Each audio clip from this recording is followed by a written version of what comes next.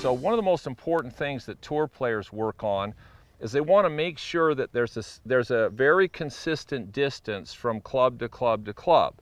Now what we find with most amateurs is they have a whole set of clubs, but they might have 2 7-irons and 3 8-irons, so that they're all over the map. So they got a whole set of clubs, but they don't go different distances. So we're going to look at what Jake's got here.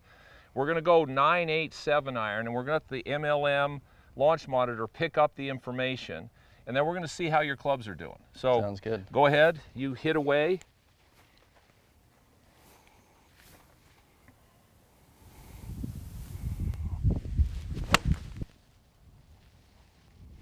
Okay, see what we got here.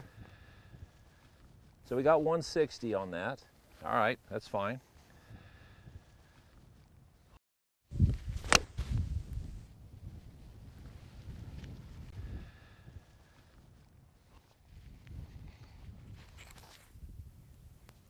$167. 167.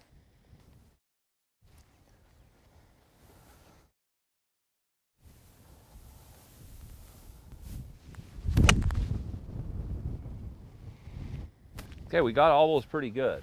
164. 164. So now let's change.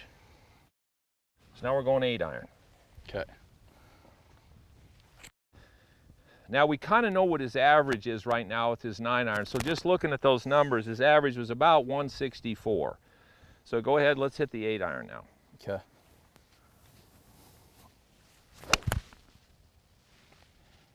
Man, you're pretty easy to do this with. You keep hitting them solid. Okay, 180.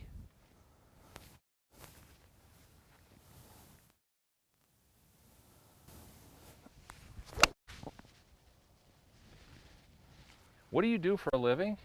You should be, if you're that good, 179. Okay, one more 8-iron.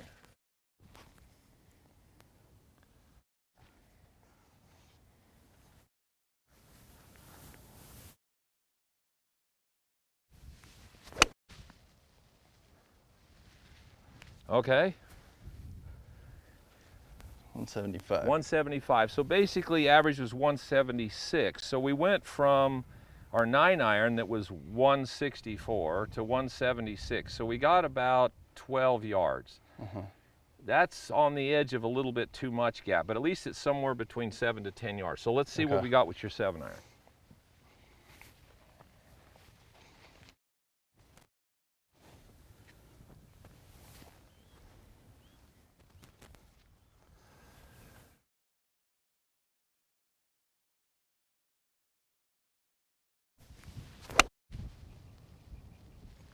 Little thin, caught a little low in the face. A little bit.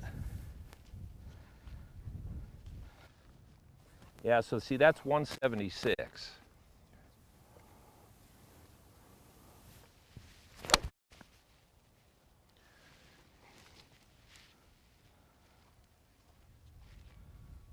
$188.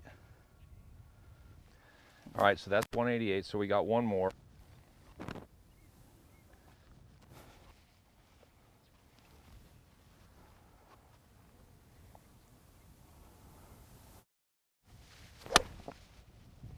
And you're hitting those those are hit really well. Thank you.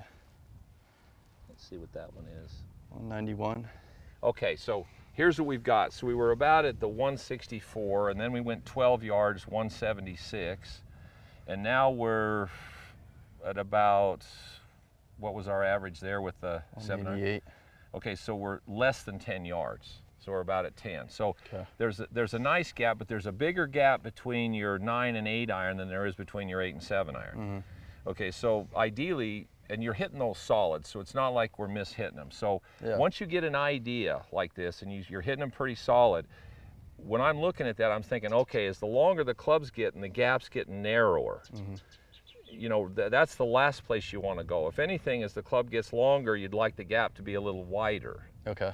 Okay, so I'm looking at that thinking, all right, we're going to check the lofts in your clubs. We're going to look at a couple of things so that as the club gets longer, you maintain your gapping or you get a little longer, not shorter. You're getting a little bit shorter as the club's got longer. Now, we'd have to go through your whole set and see what your 6-iron then does.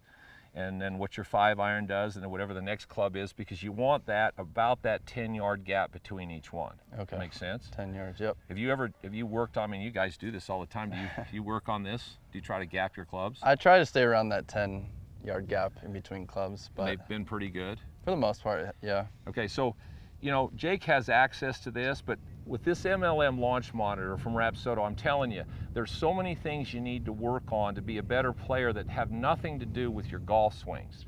It's about understanding what your ball flight does, how far your clubs go, and making sure the gapping's right. Now, what we're going to do next, which I talked to you about it, and it's interesting, when we get to wedges, when you start looking at the tour players, the most important thing of wedge play is trajectory control. So these guys are launching all their wedges. They're 60 degree, they're 58, 54. They're launching them all somewhere between 28 to 30 degrees. But now we're gonna look at your wedges and we're gonna look at launch angle. Does that make sense? Yep.